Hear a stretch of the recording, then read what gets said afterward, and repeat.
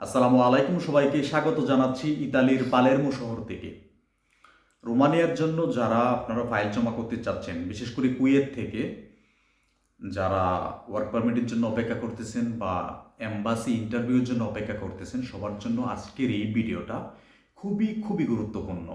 প্রথমেই আমি যারা অপেক্ষা করতেছেন রোমানিয়ার যে কুয়েত এম্বাসি রয়েছে কুয়েত সিটিতে, সেখানে আপনারা ইন্টারভিউ দেবেন, তাদের বিষয়ে আমি কিছু পরামর্শ দেব। বিশেষ করে এই কথাগুলো বলাটা এখন খুবই খুবই জরুরি হয়ে পড়ছে।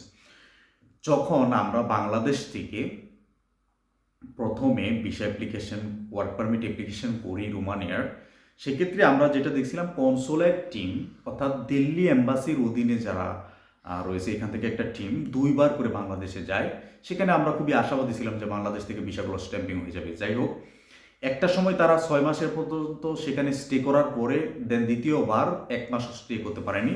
তারা বাধ্য হয়ে বাংলাদেশ থেকে অফিস গুটিয়ে আবার দিল্লিতে চলে আসতে।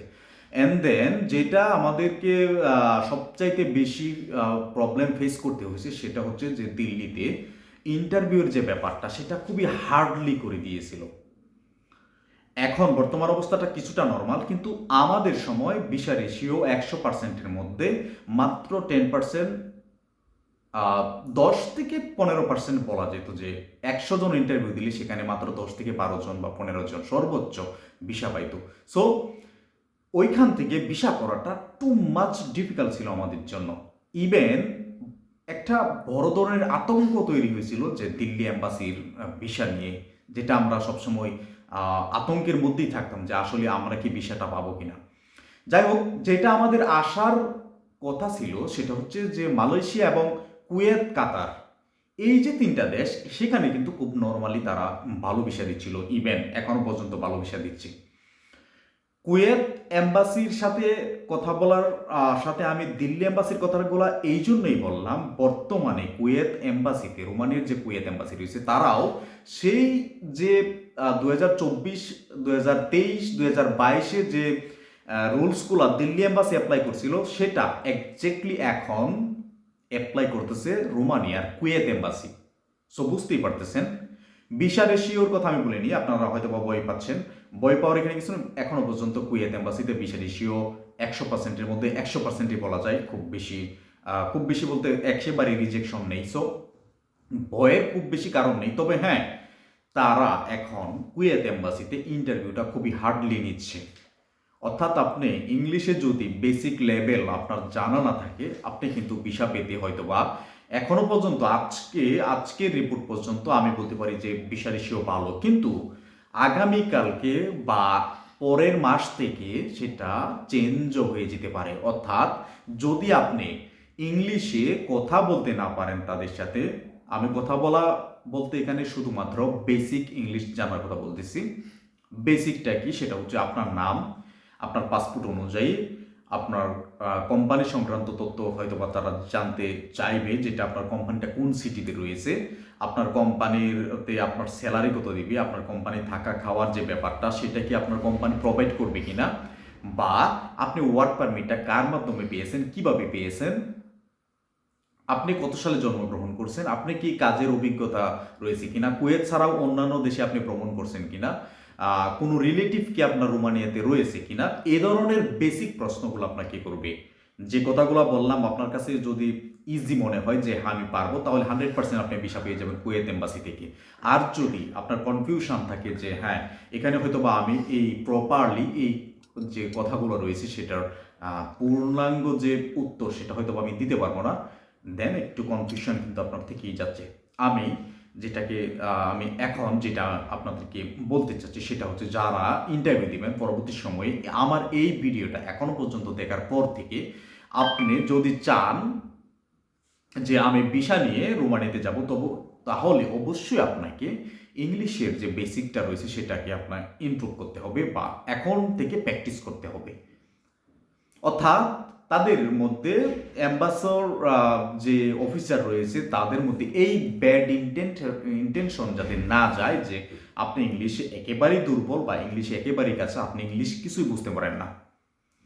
এখন কথা হচ্ছে যে আমি একেবারেই লেখাপড়া না জানা একজন ব্যক্তি, আমি লেখাপড়া জানি না। সো আমার ক্ষেত্রে আমি কি করতে পারি? আমি তো চাইলে ইংলিশ প্র্যাকটিস করতে পারবো না, বা আমি চাইলে পারবো না।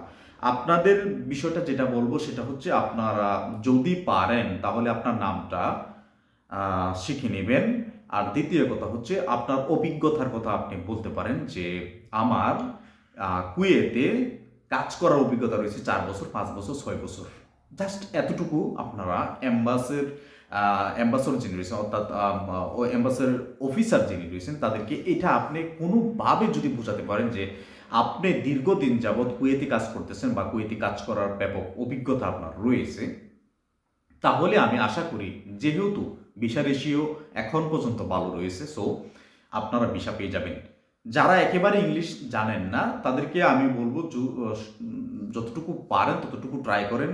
বা যেহেতু ইংলিশ একটা ভাষা মাত্র, এটা কোনো জ্ঞানের কোনো বই না যে আপনি জ্ঞান আহরণ করবেন, বা এটা গণিতের মতো আপনার খাতায় লিখতে হবে, আপনি এটা পারবেন না, কখনো এটা না। কুয়েতে যেহেতু আছেন, আপনি আরবি ভাষা শিখছেন, আরবি ভাষা আপনি পড়তে পারেন না, লিখতে পারেন না, কিন্তু আরবি আপনি বলতে পারেন বা শুনে বুঝতে পারেন। সো ইংলিশও আরবির মতোই জাস্ট একটা ভাষা। সো আপনি যে কয়েকদিনই সময় আছে, আপনি এতটুকু বলতে পারেন যে আমি ইংলিশে আমি আমার নামটা কিভাবে বলবো সেটা একটু প্র্যাকটিস করেন। অনুরোধ করে বলতেছি, যদি আপনারা 100% ভিসার নিশ্চয়তা পেতে চান, তাহলে অবশ্যই আপনাকে ইংলিশে এখন প্র্যাকটিস করতে হবে, বা ইংলিশে আপনাকে যে প্রশ্নগুলো করা হবে সেগুলোর উত্তর সঠিকভাবে দিতে হবে। বিশেষ করে যে কথাগুলো আমি বললাম, আপনার বেসিক ইনফরমেশন, অর্থাৎ পাসপোর্টের সাথে আপনার নাম, আপনার ঠিকানা, বাংলাদেশে কি করতেন, বাংলাদেশে কি কাজ করতেন, বা কুয়েতে এখন কি কাজ করেন, এগুলো আপনাকে জিজ্ঞেস করতে পারেন। ওয়ার্ক পারমিট কার মাধ্যমে পেয়েছেন সেগুলো জিজ্ঞেস করতে পারে। রোমানিয়াতে কোনো রিলেটিভ রয়েছে কিনা, বা কোম্পানির অবস্থান কোথায়, কোম্পানি কত টাকা আপনাকে স্যালারি দিবে, কোম্পানি কি কি সুযোগ সুবিধা আপনাকে দেবে, রোমানিয়া থেকে কি আপনি চলে যাবেন ইতালি কিনা, সেইগুলো আপনাকে অবশ্যই প্রশ্ন করতে পারে। যেগুলো আমি শত শত ভিডিও তৈরি করছি এটার উপরে, যে কিভাবে আপনি এম্বাসি ফেস করবেন আপনার ভিসার জন্য।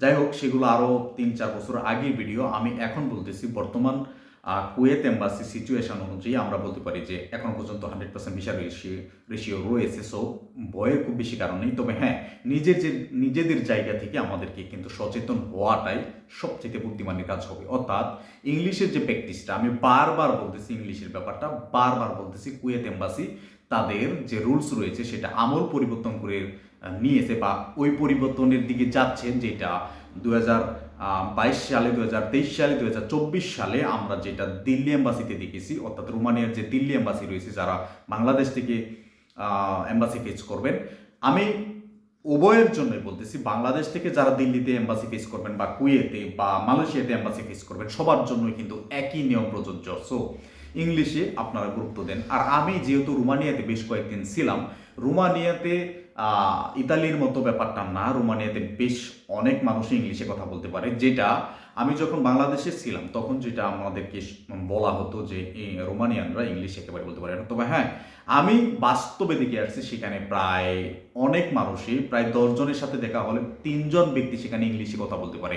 সো বুঝতেই পারতেছেন যে আপনি যদি ইংলিশে কথা বলতে পারেন, বা ইংলিশে আপনার ফ্লুয়েন্ট ভালো থাকে, তাহলে অবশ্যই আপনি রোমানিয়াতে যখন আপনি আসবেন, সেখানে কিন্তু আপনার কাজের জায়গাটা, আপনার কমিউনিকেশনের জায়গাটা মজবুত বা শক্তিশালী হবে। সো ইংলিশটা যারা ইংলিশ পারেন, কন্টিনিউ করুন এটাকে একটু ডেভেলপ করার জন্য, বা একটু উন্নতি করার জন্য, যেটা আপনাকে ভিসা পেতে সহায়তা করবে, ইভেন রোমানিয়াতে আপনার কেরিয়ার গড়ার জন্য ব্যাপকভাবে আপনাকে সহায়তা করবে। যাই হোক, ওভারঅল সবার জন্য শুভকামনা রইল। যারা কুয়েত থেকে আপনারা এম্বাসি ফেস করবেন, আশা করি আপনাদের ভিসাটা পেয়ে যাবেন এবং সুন্দরভাবে আপনার রোমানিয়াতে চলে আসতে পারবেন। তবে হ্যাঁ, অবশ্যই আপনাদের ইংলিশটা আপনাদের প্র্যাকটিস করতে হবে, বা ইংলিশে আপনার ইন্টারভিউর জন্য মানসিকভাবে অবশ্যই আপনাকে প্রিপারেশন নেওয়ার যে ব্যাপারটা সেটা নিয়ে প্রস্তুত থাকতে হবে।